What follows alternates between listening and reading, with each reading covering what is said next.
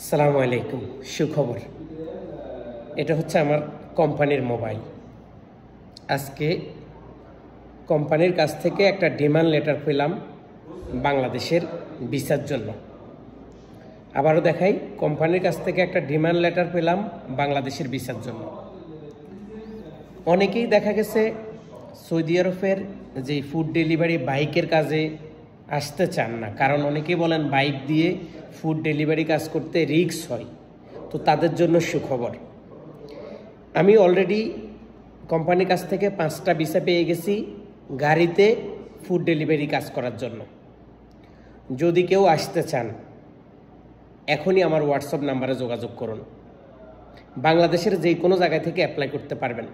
কত টাকা নেব, কত টাকা বেতন, A to Z সব কিছু আমি আপনাকে হোয়াটসঅ্যাপে জানিয়ে দিব। এটা আমার মুখের কোনো কথা নয়, কোম্পানি যেটা দিবে এটাই আমি আপনাকে বলবো। আমি অতিরিক্ত কোনো কথা বলে আপনাকে লোভ লালসায় ফেলে সৌদি আরবে নিয়ে আসি বিপদ ঘটানো আমার কোনো উদ্দেশ্য না। নাম্বার 1, স্যালারি পাবেন আপনি 1700 টাকা, প্রতি অতিরিক্ত অর্ডারে আপনি পাবেন 5 টাকা।